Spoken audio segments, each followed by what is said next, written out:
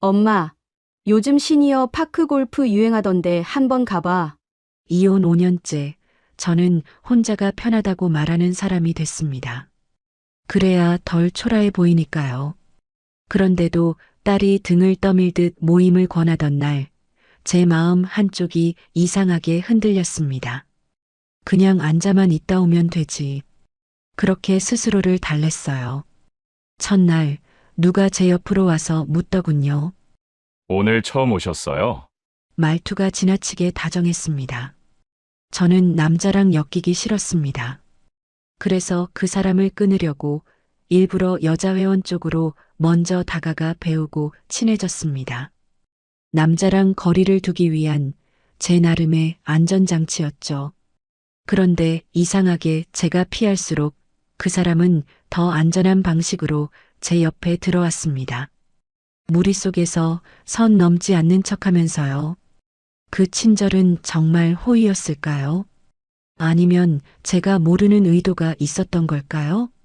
오늘 끝까지 들으시면 무리 속 친절이 어떻게 저를 안심시키고 결국 결정을 밀어버렸는지 알게 되실 거예요. 그리고 어느 지역에서 시청하고 계신지 댓글 한 번씩만 남겨주세요. 여러분의 이야기도 듣고 싶습니다. 그럼 지금부터 제 이야기를 있는 그대로 들려드릴게요. 저는 김미선, 올해 67입니다. 이혼한 지 5년쯤 됐어요. 딸은 서울에서 직장 다니고 저는 경기도 외곽 아파트에서 혼자 살았죠. 혼자 사는 게 편하다고 말했습니다. 실은 그 말로 제 초라함을 가리고 있었던 건데요. 어느 날 딸이 전화를 했어요. 엄마, 요즘 시니어 파크 골프 유행하던데 한번 가봐. 딸은 제가 집에만 있는 게 걱정됐나 봅니다. 저는 괜찮다고 했죠. 근데 며칠 뒤에도 또 그 다음 주에도 똑같은 말을 하더라고요. 그래서 결국 나가기로 했습니다. 사실 나가고 싶지 않았어요. 새 사람들 만나는 게 두려웠죠. 제가 뭐라고 말을 걸까, 어색하게 서 있으면 어쩌나 그런 생각들이 머릿속에서 맴돌았습니다. 그래도 딸 말을 자꾸 무시할 수도 없어서 운동화 끈을 단단히 묶고 집을 나섰어요. 모임 장소는 동네에서 차로 10분 거리였습니다. 주차장에 내리니까 벌써 사람들이 모여 있더라고요. 저는 가방끈을 꽉 쥐고 천천히 걸어 들어갔어요. 누가 저를 쳐다볼까 싶어서 시선을 바닥에만 두고 걸었죠. 의자에 앉았습니다. 주변 사람들은 다들 아는 사람끼리 모여서 얘기하고 있었어요. 저는 그냥 가방을 무릎에 올려놓고 앉아 있었죠. 시작하면 뭐라도 하겠지, 그렇게 생각하면서요. 그때였습니다. 누군가 제 옆으로 다가와서 물었어요. 오늘 처음 오셨어요? 남자 목소리였죠. 고개를 들어보니 60대 후반쯤 돼 보이는 남자가 웃으면서 서 있더라고요. 말투가 너무 부드러웠어요. 눈빛도 지나치게 친절했습니다. 저는 본능적으로 경계했죠. 네, 처음입니다. 짧게 대답하고 시선을 돌렸어요. 그런데 그 사람은 물러나지 않았습니다. 여기 자주 오시면 좋아요. 사람들 다 좋거든요. 그러면서 자기 이름을 말하더라고요. 저는 고개만 끄덕였어요. 그 사람이 공 이야기를 꺼냈습니다.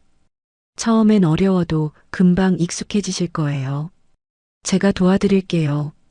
저는 속으로 생각했죠. 왜 이렇게 빨리 붙지? 뭔가 불편했습니다. 그래서 짧게만 대답했어요. 네, 알겠습니다. 모임이 시작됐습니다. 사람들이 공을 치기 시작했고 저도 따라서 쳐봤어요. 서툴렀죠. 공이 엉뚱한 데로 갔습니다. 그때마다 그 남자가 옆에서 말을 걸었어요. 괜찮아요. 천천히 하시면 돼요. 저는 고맙다고 말했지만 마음속으로는 거리를 두고 싶었습니다. 쉬는 시간이 됐어요. 사람들이 의자에 앉아서 물을 마시고 있었죠. 그 남자가 다시 제 옆으로 왔습니다. 자주 나오실 거예요? 집은 이 근처세요? 생활 쪽으로 질문을 섞더라고요. 저는 짧게만 대답했어요. 네, 근처에요. 그리고 시선을 피했습니다. 그 순간 저는 결심했습니다. 남자랑 엮이지 말자. 전 남편 생각이 스쳤어요. 처음엔 다 괜찮았죠. 근데 시간이 지나면서 모든 게 달라졌습니다. 그래서 이번엔 절대 그러고 싶지 않았어요. 저는 방향을 틀었습니다. 일부러 여자 회원에게 먼저 다가갔어요. 저 처음이라 잘 모르는데 이거 좀 알려주세요. 여자 회원은 친절하게 웃으면서 설명해줬죠. 저는 그 사람 옆에 붙었습니다. 여자들 무리 안으로 들어가면 안전하다고 생각했어요. 그날 이후로 저는 그 여자 회원과 자주 얘기했습니다. 모임 끝나고도 같이 커피를 마셨어요. 그 사람 이름은 정숙 씨였죠. 나이도 저랑 비슷했고 말도 잘 통했습니다. 저는 속으로 안도했어요. 이제 남자랑 단둘이 엮일 일은 없겠지. 근데 이상한 일이 생겼습니다. 그 친절한 남자가 여전히 제 주변에 있었어요. 단둘이 접근하지는 않았죠. 대신 여자들 무리 안으로 자연스럽게 들어왔습니다. 여기선 이렇게 치면 좋아요. 지금 공 좋았어요. 그런 말만 하면서 분위기를 만들더라고요. 저는 불편하지 않았습니다. 오히려 안전하다고 느껴졌어요. 무리 속에 있으니까요. 그 사람도 선을 넘지 않는 것 같았고요. 그래서 경계를 조금씩 풀었습니다. 정숙 씨가 말했어요. 저분 원래 저래. 사람 참 잘 챙겨. 다른 여자 회원들도 고개를 끄덕였죠. 저는 그 말을 듣고 생각했습니다. 무리에서 인정받는 사람은 괜찮을 거야. 그렇게 제 경계는 더 낮아졌어요. 한 달쯤 지났습니다. 저는 모임에 꾸준히 나갔어요. 정숙 씨랑 친해졌고 다른 여자 회원들과도 인사를 나눴죠. 그 남자는 여전히 무리 안에 있었습니다. 가끔 저한테 말을 걸었지만 부담스럽지 않았어요. 여러 사람 앞에서 하는 말이었으니까요. 어느 날 모임이 끝나고 정숙 씨랑 커피를 마셨습니다. 그때 정숙 씨가 조심스럽게 말을 꺼냈어요. 미선 씨, 저 남자분 너 좋아하는 것 같아. 저는 깜짝 놀라서 물었죠. 왜요? 정숙 씨가 말했습니다. 나한테 내 얘기 물어봤어. 저는 바로 잘랐어요. 난 남자 관심 없어. 정숙 씨는 알겠다며 웃었죠. 저도 웃었습니다. 근데 집에 돌아오니까 마음이 이상했어요. 제가 한 말이 확신이 아니라 방어였다는 걸 느꼈습니다. 그날 밤 저는 잠을 잘 못 잤어요. 계속 그 남자 얼굴이 떠올랐습니다. 친절했던 목소리, 부드러웠던 눈빛. 저는 베개를 뒤집으면서 생각했죠. 아니야, 나는 혼자가 편해. 그런데 제 마음 한쪽이 흔들리고 있었습니다. 남자를 피하려고 만든 안전장치가 왜 오히려 그 남자를 더 가까이 부를까요? 2달째가 됐습니다. 저는 정숙 씨랑 거의 매일 붙어 다녔어요.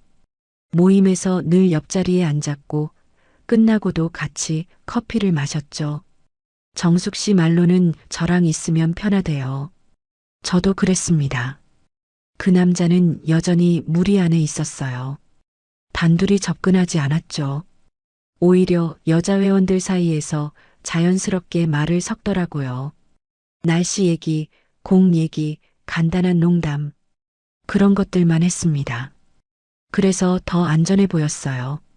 정숙 씨가 말했습니다. 저 사람 정말 괜찮아. 전에도 여자들 챙겨주기만 하고 오버하지 않았어. 다른 여자 회원도 고개를 끄덕이더라고요. 저는 그 말을 듣고 마음이 조금 놓였어요. 무리에서 인정받는 사람이면 괜찮겠지. 어느 날 모임이 끝나고 정숙 씨가 먼저 갔습니다. 약속이 있대요. 저는 혼자 커피를 마시려고 근처 카페로 갔죠. 그때 그 남자가 뒤에서 불렀어요. 미선 씨, 혼자 가세요? 저는 고개를 돌렸습니다. 그 사람이 물었어요. 저도 커피 마시려고 하는데 같이 가도 될까요? 저는 잠깐 망설였죠. 근데 거절할 이유가 없었습니다. 그래서 네 라고 대답했어요. 카페에 앉았습니다. 그 사람은 제 맞은편에 앉았어요. 처음엔 공 얘기만 했죠. 오늘 치신 거 괜찮았어요. 저는 고맙다고 했습니다. 그리고 커피를 마셨어요. 잠깐 침묵이 흘렀습니다. 그 사람이 조심스럽게 말을 꺼냈어요. 미선 씨는 혼자 사세요? 저는 고개를 끄덕였죠. 네, 이혼했어요. 그 사람도 고개를 끄덕였습니다. 저도 그래요. 3년 전에 아내랑 헤어졌어요. 저는 더 묻지 않았습니다. 그 사람도 더 말하지 않았어요. 우리는 그냥 커피를 마셨죠. 그리고 각자 집으로 돌아갔습니다. 불편하지 않았어요. 오히려 편했습니다. 그 다음 주부터 그 사람과 자주 마주쳤어요. 모임 끝나고 같이 커피를 마시는 날이 늘었죠. 처음엔 정숙 씨도 같이 있었습니다. 근데 정숙 씨가 바쁜 날엔 우리 둘만 남았어요. 저는 어색하지 않았습니다. 그 사람이 제 얘기를 물었어요. 딸은 잘 있어요? 저는 대답했죠. 네, 서울에서 직장 다녀요. 그 사람은 고개를 끄덕이면서 웃었습니다. 딸 있으면 든든하겠어요. 저는 그렇죠 라고 말했어요. 그 사람도 자기 얘기를 했습니다. 자식은 없대요. 혼자 살면서 가끔 외롭다고 했죠. 저는 그 말을 듣고 공감했어요. 저도 외롭거든요. 그래서 고개를 끄덕였습니다. 3달째가 됐어요. 저는 그 사람 이름을 알게 됐습니다. 이준호. 68살이고 퇴직한 지 5년 됐대요. 혼자 살면서 파크 골프가 유일한 취미래요. 저는 그 얘기를 들으면서 생각했죠. 나랑 비슷하네. 어느 날 정숙 씨가 말했습니다. 미선아, 준호 씨 너 좋아하는 거 맞아. 요즘 너 없으면 아예 안 웃더라. 저는 웃으면서 넘겼어요. 그럴 리 없어. 근데 마음 한쪽이 두근거렸습니다. 집에 돌아와서 거울을 봤어요. 제 얼굴이 조금 밝아진 것 같았습니다. 요즘 웃는 횟수가 늘었거든요. 저는 거울에 비친 제 얼굴을 보면서 생각했죠. 나 지금 뭐 하는 거지? 다음 날 모임에 나갔습니다. 준호 씨가 웃으면서 인사했어요. 오늘 기분 좋아 보이시네요. 저는 웃으면서 대답했죠. 그냥 날씨가 좋아서요. 준호 씨도 웃었습니다. 그날 저녁 딸한테 전화가 왔어요. 엄마, 요즘 목소리 밝아졌어. 뭐 좋은 일 있어? 저는 아무것도 아니라고 했습니다. 그냥 운동하니까 좋아. 딸은 그래, 라고 말하고 끊었어요. 사실 저는 준호 씨한테 마음이 갔습니다. 인정하고 싶지 않았지만 사실이었어요. 그 사람 목소리가 좋았고 웃는 모습이 좋았죠. 저를 대하는 태도도 편했습니다. 무리 속에서 천천히 다가온 친절이 이제는 제 마음까지 녹인 거예요. 4달째가 됐습니다. 준호 씨가 조심스럽게 제안했어요. 미선 씨, 다음 주에 시간 되면 같이 영화 볼까요? 저는 잠깐 망설였죠. 근데 거절할 이유가 없었습니다. 네, 좋아요. 그렇게 대답했어요. 영화를 봤습니다. 끝나고 밥도 먹었어요. 준호 씨는 계속 제 얘기를 들어줬죠. 저도 준호 씨 얘기를 들었습니다. 우리는 편하게 얘기했어요. 어색하지 않았습니다. 집에 돌아오는 길에 정숙 씨한테 전화가 왔어요. 오늘 준호 씨랑 영화 봤다며? 저는 어떻게 알았냐고 물었죠. 정숙 씨가 웃으면서 말했습니다. 준호 씨가 나한테 먼저 말했어. 너무 좋았대. 저는 얼굴이 빨개졌어요. 그날 밤 저는 생각했습니다. 나 이 사람 좋아하는 거 맞네. 인정했어요. 더 이상 부정할 수 없었습니다. 그 사람이 좋았고 같이 있으면 편했어요. 혼자보다 나았습니다. 5달째가 됐어요. 준호 씨가 말했습니다. 미선 씨, 우리 사귀는 거 맞죠? 저는 웃으면서 고개를 끄덕였어요. 네, 그런 것 같아요. 준호 씨도 웃었습니다. 정숙 씨한테 말했습니다. 나 준호 씨랑 사귀게 됐어. 정숙 씨가 박수를 쳤어요. 진작 그럴 줄 알았어. 너희 둘 잘 어울려. 저는 웃었죠. 고마워. 딸한테는 말하지 않았습니다. 아직 이르다고 생각했어요. 나중에 천천히 말하면 되지.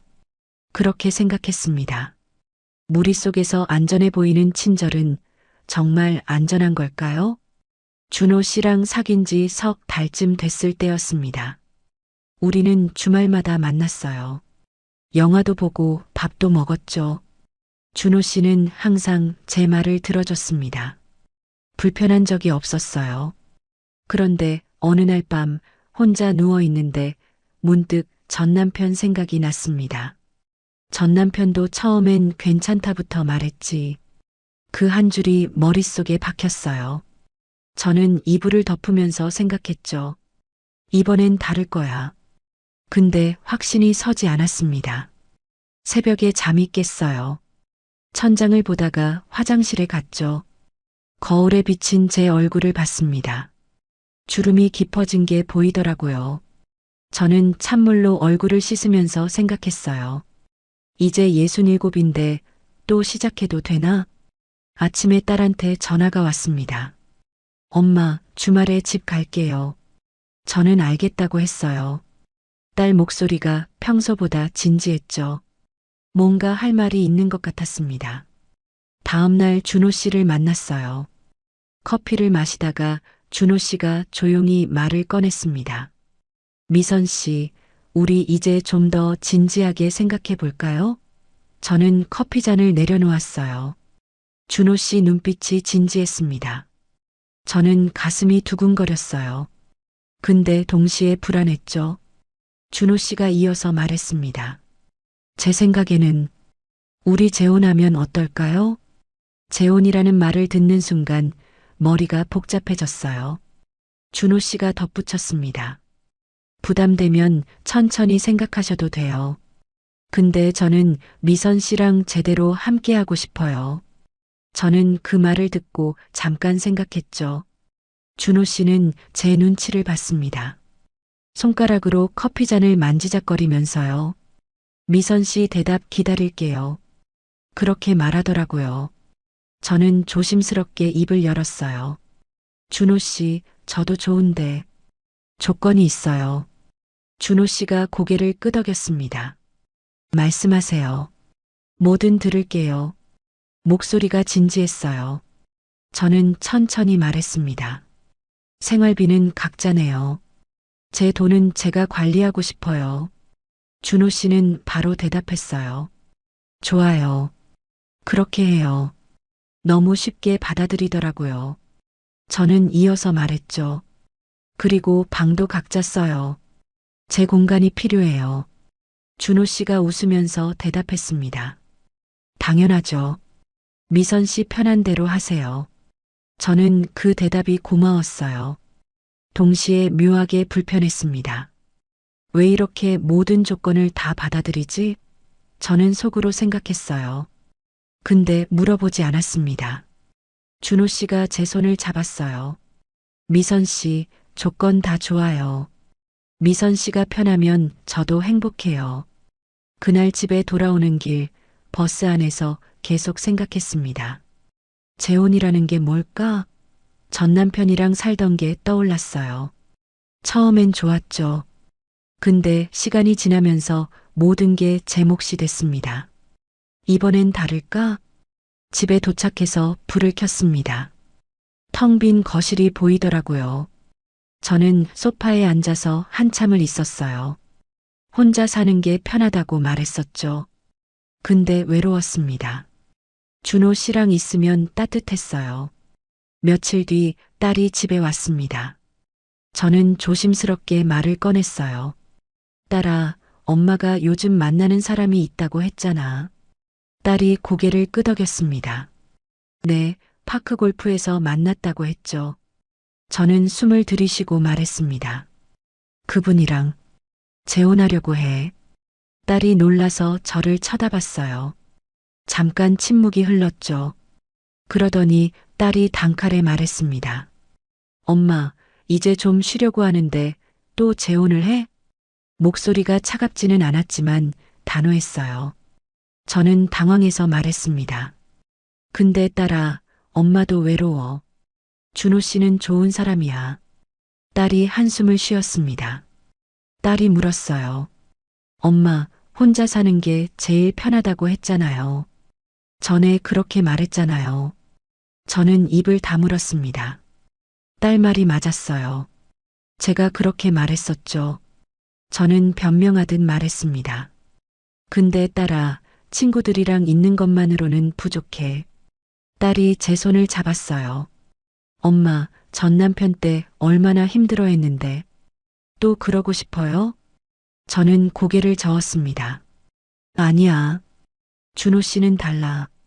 조건도 다 들어줬어. 딸이 물었죠.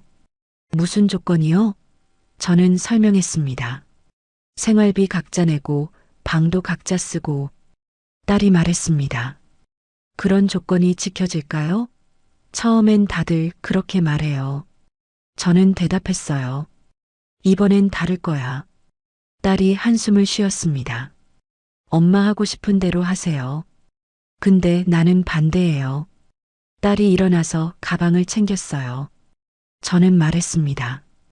딸아, 화났어? 딸이 고개를 저었어요. 아니요. 그냥 걱정돼요. 그리고 문을 열고 나갔습니다. 저는 텅 빈 거실에 혼자 남았어요. 며칠 동안 고민했습니다. 준호 씨한테 뭐라고 말해야 할지. 근데 준호 씨를 만날 때마다 마음이 편했어요. 이 사람이랑 있으면 좋겠다는 생각이 들었죠. 2주일쯤 지나서 준호 씨를 만났습니다. 공원 벤치에 앉았어요. 저는 말을 꺼냈습니다. 준호 씨, 저 생각해 봤어요. 준호 씨가 제 눈을 봤습니다. 눈빛이 기대에 차 있었어요. 저는 천천히 말했습니다. 재혼해요. 준호 씨. 준호 씨가 환하게 웃었어요. 정말요? 미선 씨, 고마워요. 저는 웃으면서 대답했죠. 근데 조건 지켜주세요. 준호 씨가 제 손을 잡았습니다. 당연하죠. 약속했잖아요. 생활비 각자 내고 방도 각자 쓰고 다 지킬게요. 저는 그 말을 믿었어요. 준호 씨 눈빛이 진지했거든요. 정숙 씨한테 전화했습니다. 정수가 나 준호 씨랑 재혼하기로 했어. 정숙 씨가 놀라면서 소리쳤어요. 진짜? 축하해. 근데 딸은 뭐래? 저는 한숨을 쉬면서 대답했죠. 딸은 반대해. 근데 내 인생이잖아. 정숙 씨가 잠깐 침묵하더니 말했습니다. 맞아. 내가 행복하면 되지. 근데 미선아, 조심해. 재혼은 신중해야 해. 저는 알겠다고 했어요. 근데 정숙 씨 말이 마음에 걸렸습니다. 혼인신고 날이 정해졌습니다. 구청에 갔어요. 준호 씨랑 나란히 앉아서 서류를 작성했죠. 손이 떨렸습니다. 준호 씨가 물었어요. 긴장돼요? 저는 고개를 끄덕였습니다. 서류를 제출했어요. 담당 공무원이 축하한다고 말했죠. 저는 웃으면서 고맙다고 했습니다. 밖으로 나오는데 햇빛이 눈부셨어요. 준호 씨가 말했습니다. 미선 씨, 이제 우리 부부예요. 저는 준호 씨를 봤습니다. 웃고 있었어요. 저도 웃었습니다. 근데 가슴 한쪽이 무거웠어요. 이게 맞는 걸까? 그런 생각이 스쳤죠. 이사 날이 정해졌습니다. 준호 씨 집으로 가기로 했어요. 준호 씨는 2층짜리 빌라에서 살았죠. 제 짐을 싸면서 거울을 봤습니다. 이번엔 잘할 수 있을 거야. 스스로에게 다짐했어요. 이사 가는 날 딸이 도와주러 왔습니다. 말은 별로 없었어요. 짐만 옮겼죠. 다 옮기고 나서 딸이 말했습니다. 엄마, 힘들면 언제든 나한테 연락해요. 잊지 마세요. 저는 고개를 끄덕였어요. 알았어. 딸아, 걱정하지 마. 엄마 괜찮을 거야. 딸이 제 손을 꽉 잡았습니다. 그리고 돌아갔어요. 저는 딸의 뒷모습을 보면서 눈물이 날 것 같았습니다. 딸이 가고 나서 준호 씨 집안을 둘러봤습니다. 깨끗했어요. 준호 씨가 미리 청소해뒀나 봐요. 저는 2층 방으로 올라가서 짐을 풀었습니다. 제 공간이 생겼다는 게 안심됐어요.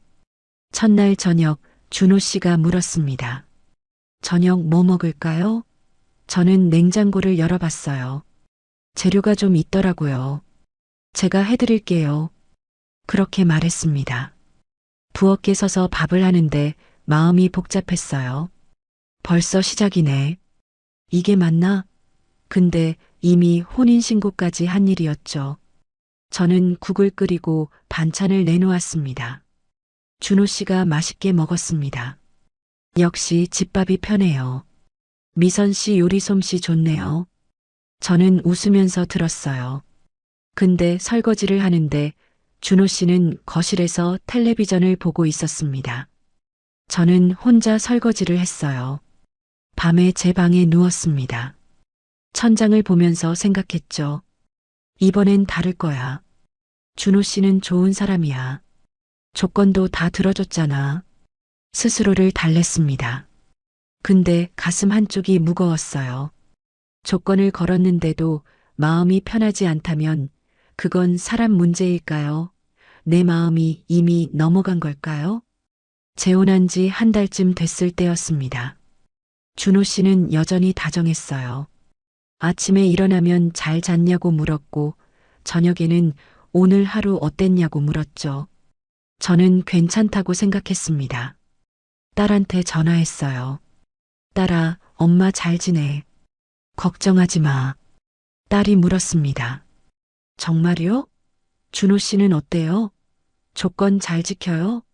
저는 대답했죠. 응, 잘해줘. 착한 사람이야. 딸은 그래, 라고만 말했어요.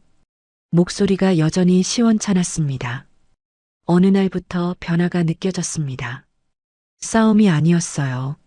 습관처럼 조용히 왔죠. 저는 아침마다 밥을 차렸습니다. 준호 씨는 식탁에 앉아서 기다렸어요.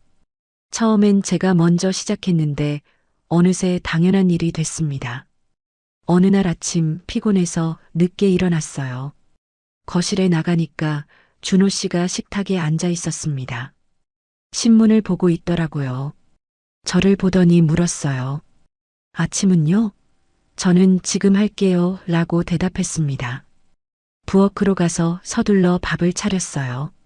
손이 바빠졌죠. 국을 데우고 계란을 부치고 김치를 꺼냈습니다. 준호 씨는 여전히 신문을 보고 있었어요. 저는 밥을 차려놓고 말했습니다. 다 됐어요. 준호 씨가 신문을 접고 식탁으로 왔습니다. 역시 집밥이 편해요. 재혼하길 잘했어요. 미선 씨가 있으니까 좋네요. 저는 웃으면서 들었어요. 근데 마음 한쪽이 무거웠습니다. 밥을 먹고 나서 설거지를 하는데 준호 씨는 거실로 갔습니다. 텔레비전을 켜더라고요. 저는 싱크대 앞에 서서 설거지를 했어요. 물소리만 들렸습니다. 저는 그때 생각했죠. 재혼 전에 했던 조건은 어디 갔지? 설거지를 다 하고 거실로 나왔습니다. 준호 씨가 물었어요. 다 했어요? 저는 네 라고 대답했죠. 준호 씨는 고맙다는 말도 없이 텔레비전만 봤습니다. 저는 소파 구석에 앉았어요. 며칠이 지났습니다. 어느 날 설거지를 하다가 너무 피곤해서 멈췄어요. 소파에 앉아서 쉬고 있었죠. 준호 씨가 부엌을 보더니 물었습니다. 설거지 안 해요? 큰 소리는 아니었어요. 그냥 물은 거였죠. 저는 대답했습니다. 좀 쉬다가 할게요. 준호 씨가 말했어요. 나중에 하면 더 귀찮은데 지금 하는 게 낫지 않아요? 물에 부르면 더 안 떨어져요. 저는 그 말을 듣고 일어났습니다. 다시 부엌으로 갔어요. 설거지를 하면서 생각했습니다. 왜 내가 해야 하지? 재혼 전에 각자 한다고 하지 않았나? 근데 입 밖으로 말은 안 나왔어요. 그냥 설거지를 끝냈습니다. 손이 거칠어지는 게 느껴졌어요. 2달째가 됐습니다. 준호 씨는 약을 챙기지 않았습니다. 혈압약이었어요. 어느 날 아침 준호 씨가 약통을 보더니 말했습니다. 오늘 약 안 먹었네. 깜빡했네요. 그러면서 웃었어요. 저는 물었습니다. 매일 먹어야 하는 거 아니에요? 건강에 안 좋잖아요. 준호 씨가 대답했죠. 그렇긴 한데 자꾸 깜빡해요. 혼자 살 때도 그랬어요. 저는 그럼 제가 챙겨드릴게요 라고 말했습니다. 준호 씨가 고맙다고 했어요. 그날부터 준호 씨 약을 챙기기 시작했습니다. 아침마다 물과 함께 내놓았어요. 준호 씨는 고맙다는 말만 했죠. 먹는 건 제가 챙겨줘야 먹었습니다. 제가 안 챙기면 안 먹었어요.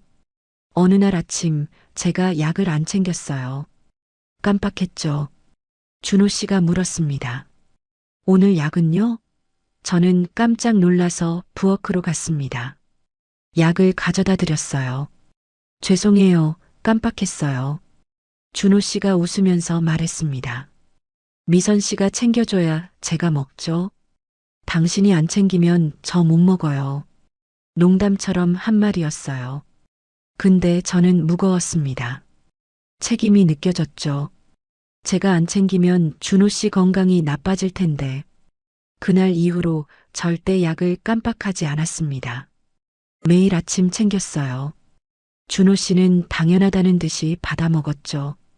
고맙다는 말도 이제 안 했습니다. 습관이 된 거예요. 석 달째가 됐어요. 정숙 씨한테 전화가 왔습니다. 미선아, 요즘 왜 안 나와? 모임에서 내가 없으니까 심심해. 다들 너 궁금해해. 저는 대답했어요. 요즘 좀 바빠서 다음에 나갈게. 근데 사실은 나가고 싶었습니다.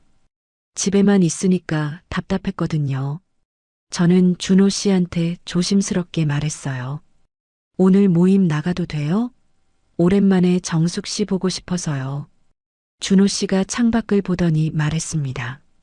오늘은 그냥 쉬어요. 저는 물었죠. 왜요?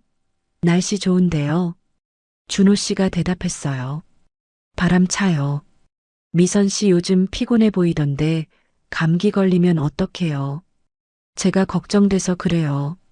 저는 괜찮다고 말했습니다. 저 괜찮아요. 근데 준호 씨가 고개를 저었어요. 오늘은 집에 있어요. 몸 관리해야죠. 부부니까 서로 걱정하는 거 당연한 거예요. 저는 그 말을 듣고 입을 다물었습니다. 한 번만 접으면 되겠지. 다음 주에도 나가려고 했어요. 준호 씨한테 말했죠. 오늘은 날씨 정말 좋은데 나가도 돼요? 준호 씨가 말했습니다. 오늘도 바람 불던데요. 뉴스에서 봤어요. 그냥 집에서 쉬는 게 낫지 않아요? 저는 또 접었습니다. 알겠어요. 준호 씨가 웃으면서 말했어요. 미선 씨 건강이 제일 중요하죠. 우리 부부잖아요. 집에서 편하게 쉬어요. 저는 고개를 끄덕였습니다. 근데 가슴이 답답했어요. 그 다음 주에도 똑같았습니다. 준호 씨가 말렸어요. 오늘은 미세먼지 나쁘대요. 내일 나가요. 근데 내일도 똑같았죠. 핑계는 달랐지만 결과는 같았습니다. 저는 집에 있었어요. 정숙 씨한테 다시 전화가 왔습니다. 미선아, 너 요즘 왜 그래? 혹시 무슨 일 있어? 목소리가 걱정스러웠어요. 저는 아무것도 아니라고 했습니다. 그냥 몸이 좀 안 좋아서. 준호 씨가 쉬래요. 정숙 씨가 말했습니다. 그래도 가끔은 나와. 나 너 보고 싶어. 같이 커피라도 마시자. 오래 못 봐서 그리워. 저는 알겠다고 했어요. 곧 나갈게. 근데 입으로만 한 말이었습니다. 4달째가 됐습니다. 저는 모임을 완전히 끊었어요. 나가려고 하면 준호 씨가 매번 말렸고 저는 따랐죠. 이제는 나가겠다는 말도 안 했습니다. 어차피 안 될 거니까요. 부부가 됐으니 남편 말을 들어야 한다고 생각했어요. 정숙 씨한테 미안했습니다. 근데 전화하기도 부담스러웠어요. 뭐라고 설명해야 할지 몰랐죠. 그냥 연락을 안 했습니다. 정숙 씨도 나중엔 전화를 안 했어요. 어느 날 딸이 집에 왔습니다. 주말이었어요. 현관문을 열고 들어오더니 제 얼굴을 보더라고요. 그러더니 물었습니다. 엄마, 요즘 왜 이래요? 얼굴이 너무 어두워 보여요. 살도 빠진 것 같고. 저는 아무것도 아니라고 했습니다. 그냥 좀 피곤해서. 딸이 거실을 둘러봤어요. 준호 아저씨는 어디 갔어요? 저는 대답했죠. 친구 만나러 나갔어. 딸이 물었습니다. 엄마는 친구 안 만나요? 저는 대답했어요. 요즘 안 만났어. 딸이 소파에 앉으면서 말했습니다. 엄마, 모임은 왜 안 나가요? 전에는 매주 나갔잖아요. 정숙 이모가 걱정하시던데. 이모가 나한테 연락했어요. 저는 대답했어요. 요즘 좀 바빠서. 딸이 물었습니다. 뭐가 바빠요? 집에만 있으면서. 저는 대답하지 못했어요. 사실 바쁜 게 아니었거든요. 그냥 나가지 못했을 뿐이죠. 딸이 조심스럽게 물었습니다. 혹시 준호 아저씨가 나가지 말래요? 저는 고개를 저었어요. 아니야. 준호 씨가 제 건강 걱정해서 말리는 거야. 바람 차면 감기 걸린다고. 부부니까 서로 챙기는 거지. 딸이 한숨을 쉬었습니다. 엄마, 그게 걱정이에요? 아니면 통제예요? 저는 딸을 쳐다봤어요. 딸 눈빛이 진지했습니다. 통제라니. 그건 아니야. 저는 입을 다물었죠. 딸이 제 손을 잡았습니다. 엄마, 제발 정신 차려요. 전 남편 때랑 똑같잖아요. 또 이러실 거예요? 저는 딸 손을 뿌리쳤어요. 아니야. 준호 씨는 달라. 딸은 더 말하지 않았습니다. 그냥 일어나서 나갔어요. 딸이 간 뒤 거울을 봤습니다. 제 얼굴이 낯설었어요. 눈밑이 처지고 입꼬리가 내려갔더라고요. 뺨도 많이 꺼졌어요. 언제부터 이렇게 됐지? 저는 거울 속 제 얼굴을 한참 봤습니다. 눈빛이 흐릿했어요. 5달째가 됐습니다. 저는 하루 종일 집에 있었어요. 아침 밥 차리고 설거지하고 청소하고 점심 준비하고 또 설거지하고 준호 씨 약 챙기고 저녁 준비하고 그게 제 하루였습니다. 준호 씨는 만족스러워했어요. 집이 깨끗하네요. 밥도 맛있고 역시 재혼 잘했어요. 여자가 집에 있으니까 좋아요. 저는 웃으면서 대답했죠. 그렇죠. 근데 웃음이 억지였습니다. 밤에 혼자 제 방에 누워 있으면 눈물이 났습니다. 왜 우는지 몰랐어요. 슬픈 일도 없었고 준호 씨가 때린 것도 아니었죠. 소리 지른 것도 아니었습니다. 근데 가슴이 답답했어요. 숨이 막히는 것 같았습니다. 어느 날 아침 밥을 차리다가 멈췄어요. 국을 끓이는 중이었죠. 저는 가스레인지 앞에 서서 생각했습니다. 이게 맞나? 재혼 전에 약속한 조건은 다 어디 갔지? 전 남편 때랑 뭐가 다르지? 얼굴만 다를 뿐 제가 하는 일은 똑같았습니다. 밥하고 설거지하고 청소하고 상대방 건강 챙기고 제 시간은 없었어요. 제 공간도 사라졌습니다. 저는 국을 끄고 거실로 나왔어요. 준호 씨가 물었습니다. 밥은요? 저는 대답했죠. 지금 할게요. 다시 부엌으로 갔습니다. 국을 다시 끓이면서 눈물이 났어요. 소리 없이 울었습니다. 이게 재혼이구나. 도장만 찍었을 뿐인데 밖에서 그토록 친절하던 사람은 왜 집에서는 움직이지 않는 사람이 됐을까요? 6달째가 됐을 때였습니다. 저는 거울을 보다가 결심했어요. 이렇게 살 순 없다.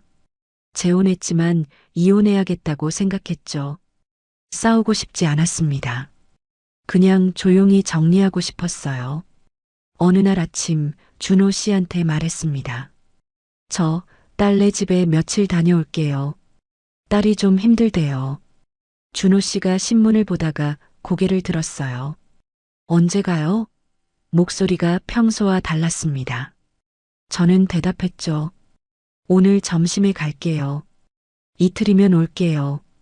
준호 씨는 잠깐 저를 보더니 고개를 끄덕였어요. 그래요. 조심히 다녀와요. 저는 짐을 쌌습니다. 많지 않았어요. 옷 몇 벌만 가방에 넣었죠. 딸네 집에 도착했습니다. 딸이 문을 열어줬어요. 엄마, 갑자기 왜? 제가 힘들다고 한 적 없는데. 저는 대답했죠. 그냥 딸 보고 싶어서. 딸은 의아한 표정이었지만 더 묻지 않았습니다. 안으로 들어오라고 했어요. 밤에 딸이랑 얘기했어요. 조심스럽게 말을 꺼냈죠.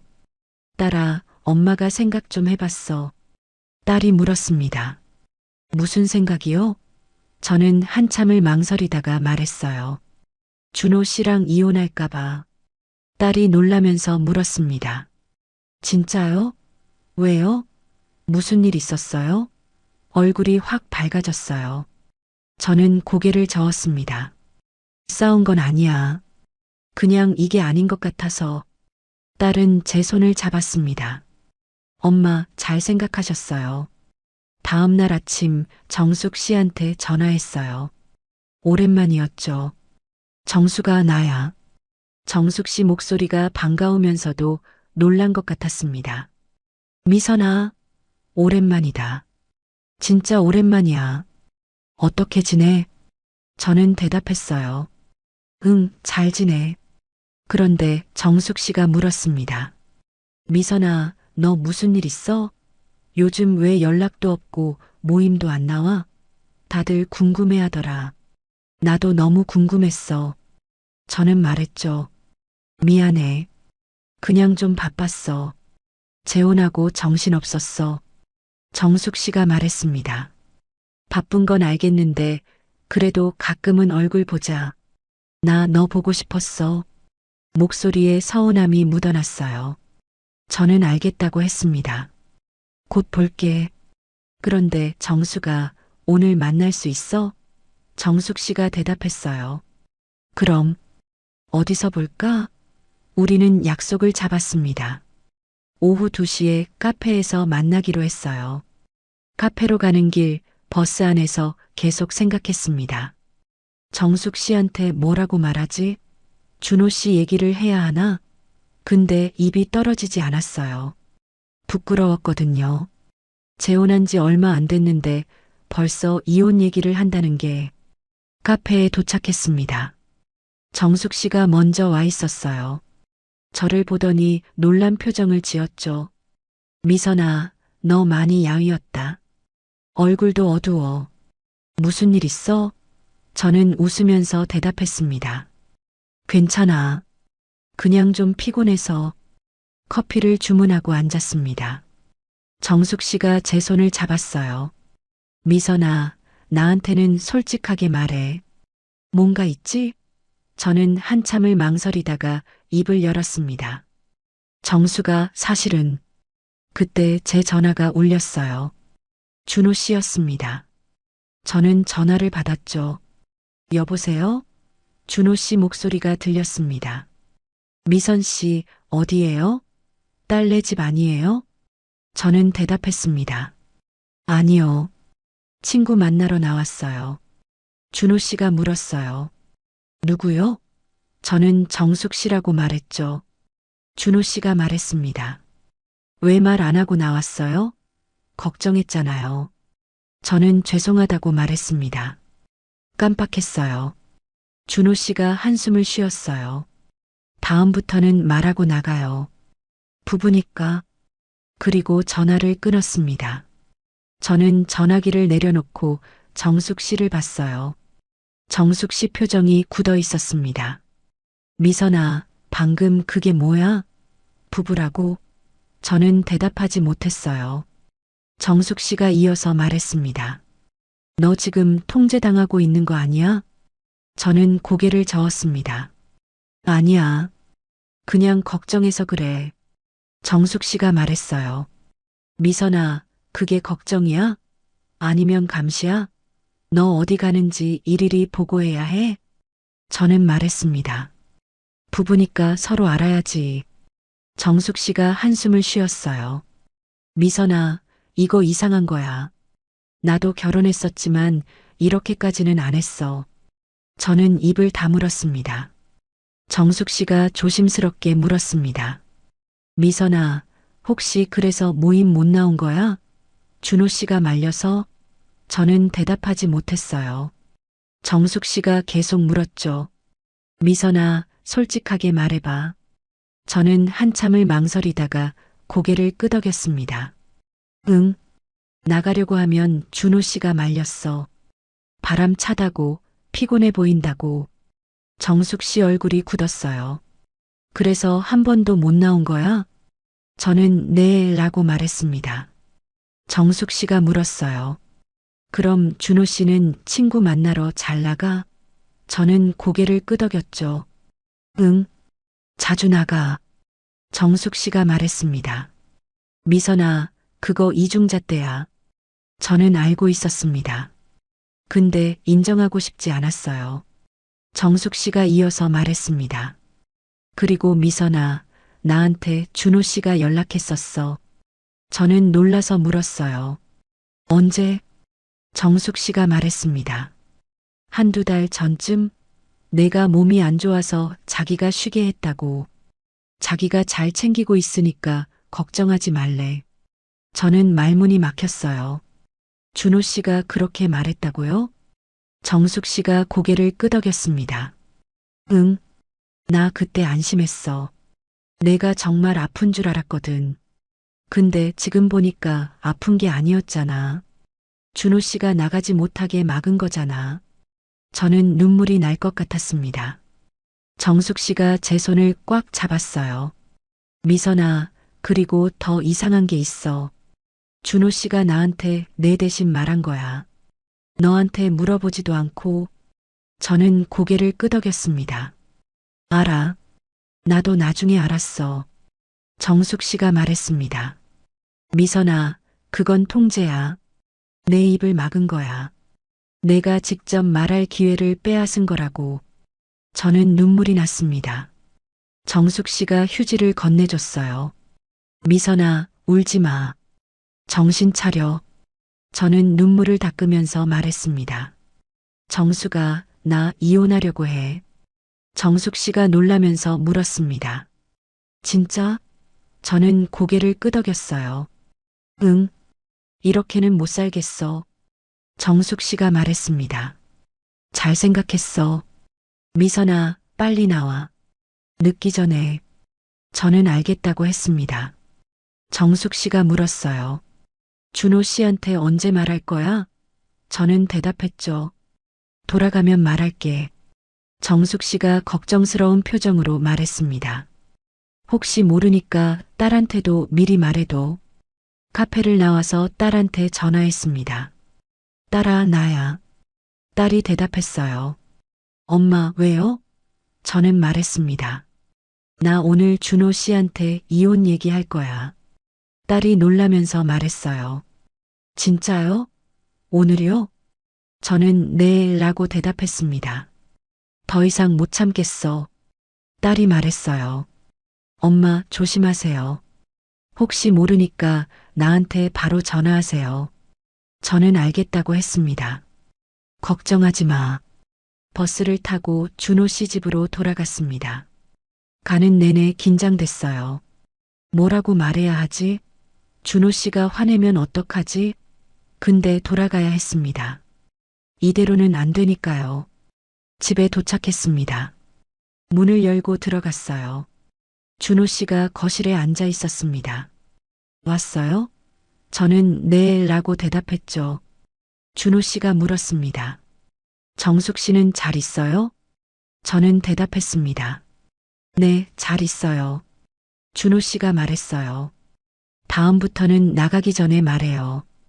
걱정됐잖아요. 저는 알겠다고 했습니다. 근데 속으로는 생각했죠. 왜 말해야 하지? 저녁을 먹었습니다. 준호 씨는 평소처럼 텔레비전을 봤어요. 저는 설거지를 했죠. 설거지를 하면서 계속 생각했습니다. 지금 말할까? 아니면 내일 말할까?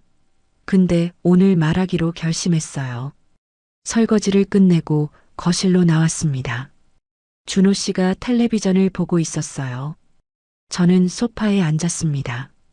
준호 씨, 할 말이 있어요. 준호 씨가 저를 봤습니다.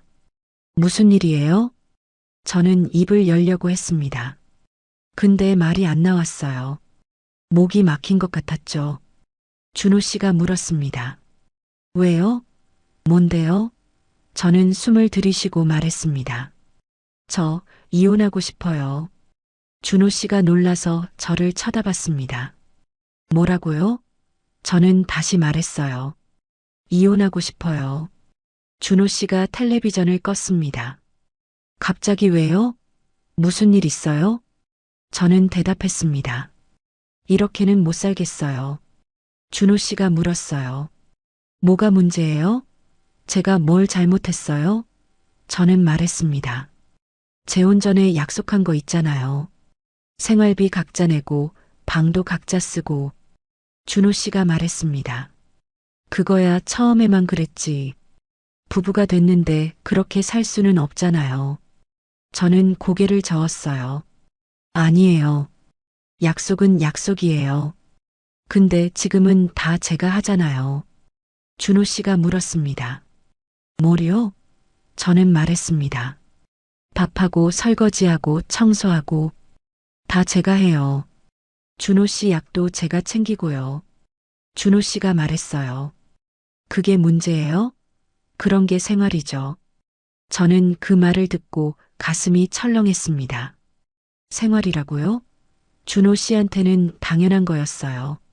저는 이어서 말했습니다. 그리고 모임도 못 나가게 하잖아요. 매번 말리잖아요. 준호 씨가 대답했습니다. 그건 미선 씨 건강 걱정해서 그런 거예요. 바람 차면 감기 걸리고. 저는 고개를 저었어요. 아니에요. 그건 통제예요. 저를 집에만 있게 하는 거예요. 준호 씨가 한숨을 쉬었습니다. 통제라니. 저는 미선 씨 생각해서 그런 건데. 저는 말했습니다. 그리고 정숙 씨한테 제 대신 말한 것도요. 저한테 물어보지도 않고.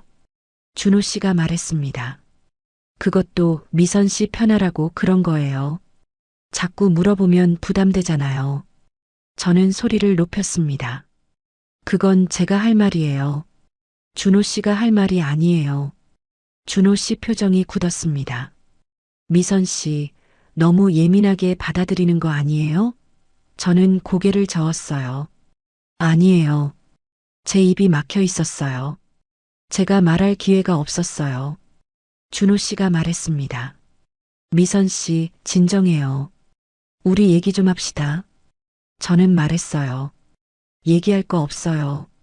저 이미 결심했어요. 준호 씨가 물었습니다. 정말 이혼할 거예요? 저는 고개를 끄덕였습니다. 네. 준호 씨는 한참을 저를 보더니 말했어요. 알겠어요. 미선 씨가 그렇게 원한다면. 저는 놀랐습니다. 생각보다 쉽게 받아들이더라고요. 그날 밤 제 방에서 잤습니다. 잠이 안 왔어요. 천장을 보면서 생각했습니다. 내가 잘한 걸까? 근데 후회는 안 됐습니다. 이게 맞다고 느꼈어요. 이제 선택은 둘 중 하나예요. 다시 들어가서 맞추는 삶 아니면 여기서 끊는 삶. 다음 날 아침 일어났습니다. 준호 씨는 벌써 일어나 있었어요. 거실에서 신문을 보고 있더라고요. 저는 인사를 하지 않았습니다. 바로 제 방으로 가서 짐을 쌌어요. 옷을 개서 가방에 넣었습니다. 화장품도 챙겼죠. 많지 않았어요. 제가 가져온 게 별로 없었거든요. 준호 씨 집에 제 흔적은 얼마 안 됐습니다. 짐을 다 싸고 거실로 나왔습니다. 준호 씨가 저를 봤어요. 정말 가요? 저는 고개를 끄덕였습니다. 네. 준호 씨가 말했죠. 미선 씨, 다시 한번 생각해 봐요. 저는 고개를 저었습니다. 이미 생각 다 했어요. 준호 씨가 한숨을 쉬었어요. 후회할 거예요. 혼자 살면 외로울 텐데. 저는 대답했습니다. 외로워도 답답한 것보다 나아요.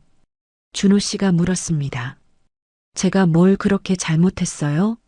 저는 딱 한 문장으로 대답했습니다. 얼굴은 다른데 내가 하는 일은 같았어요. 준호 씨가 물었어요. 그게 무슨 뜻이에요? 저는 말했습니다. 전 남편이랑 똑같다는 뜻이에요. 밥하고 청소하고 상대 챙기고 제 시간은 없었어요. 제 공간도 없었고요. 준호 씨가 입을 열려다 다물었습니다. 저는 가방을 들고 현관으로 갔습니다. 신발을 신었어요. 준호 씨가 말했습니다.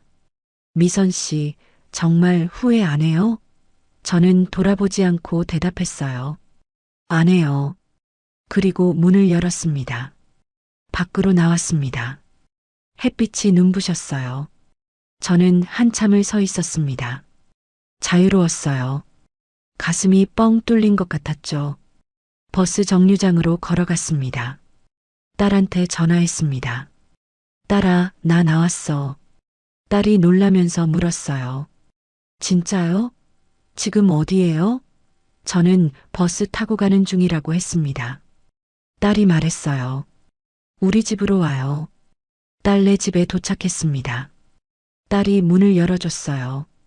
저를 보더니 안아줬습니다. 엄마, 잘하셨어요. 저는 딸 품에 안겨서 울었어요. 눈물이 계속 났습니다. 딸이 제 등을 두드려줬죠. 며칠 동안 딸네 집에 있었습니다. 딸은 저를 혼자 두지 않았어요.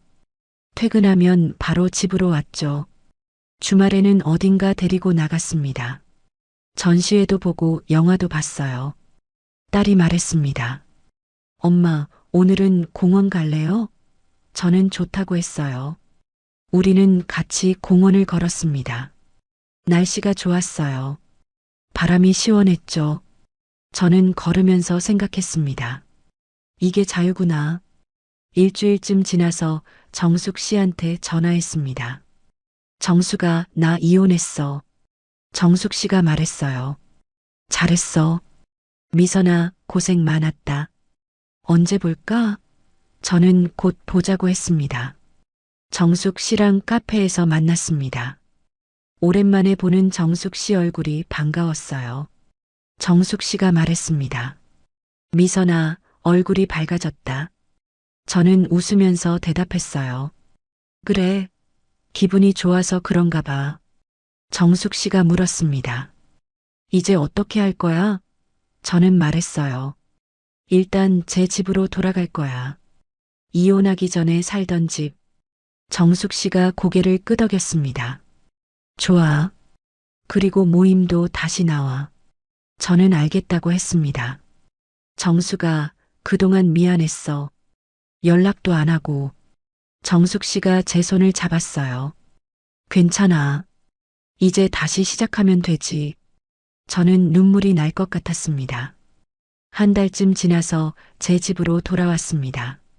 이혼하기 전에 살던 집이었어요. 문을 열고 들어가니까 먼지가 쌓여 있었습니다. 저는 청소를 시작했어요. 혼자서요. 청소를 하면서 생각했습니다. 이 집에서 다시 시작하는 거야. 혼자서 창문을 활짝 열었어요. 바람이 들어왔습니다. 상쾌했어요. 저는 거실에 앉아서 커피를 마셨습니다. 텅 빈 거실이 외롭지 않았습니다. 오히려 편했어요.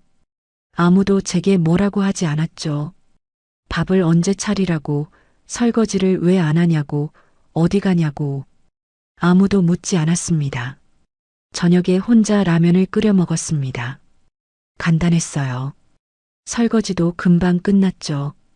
텔레비전을 켜고 아무 프로그램이나 봤습니다. 웃음이 났어요. 이게 제 시간이구나. 며칠 뒤 모임에 다시 나갔습니다. 오랜만이었어요. 사람들이 반겼습니다. 언니, 어디 갔었어요? 오랜만이에요. 저는 웃으면서 대답했어요. 잠깐 일이 있었어요. 이제 다시 나올게요. 정숙 씨가 제 옆으로 왔습니다. 미선아, 괜찮아? 저는 고개를 끄덕였어요. 응, 괜찮아. 정숙 씨가 웃으면서 말했습니다. 그래. 이제 우리 다시 열심히 치자. 공을 쳤습니다. 서툴렀어요. 오랜만이라 그런가 봐요. 근데 신경 쓰지 않았습니다. 옆에 누가 있든 없든 상관없었어요. 저는 제 페이스로 쳤습니다. 편했어요. 모임이 끝나고 정숙 씨랑 커피를 마셨습니다. 정숙 씨가 물었어요. 미선아, 준호 씨는 어떻게 됐어? 저는 대답했습니다. 모르겠어. 연락 안 해. 정숙 씨가 말했죠. 잘했어. 저는 정숙 씨한테 말했습니다. 정숙아, 나 이제 알았어. 뭐요? 저는 말했어요. 나 남자 관심 끊으려고 여자들한테 붙었거든. 근데 그게 방심이었어. 정숙 씨가 물었습니다. 무슨 뜻이야? 저는 설명했어요. 무리 속에서 괜찮아 보이면 집에서도 괜찮을 거라 착각했어. 근데 아니더라. 밖이랑 안이 달랐어. 정숙 씨가 고개를 끄덕였습니다. 미선아, 그건 내 잘못이 아니야. 준호가 원래 그런 거야. 사람은 집에 들어가야 진짜 모습이 나오거든. 저는 맞다고 생각했어요. 몇 달이 지났습니다. 저는 규칙적으로 모임에 나갔어요. 정숙 씨랑 자주 만났죠. 가끔 다른 여자 회원들이랑도 밥을 먹었습니다. 편했어요. 아무 부담 없었죠. 어느 날 모임에서 남자 한 분이 말을 걸었습니다.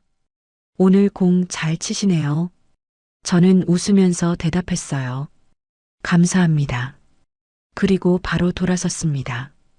더 이상 기대지 않기로 했거든요.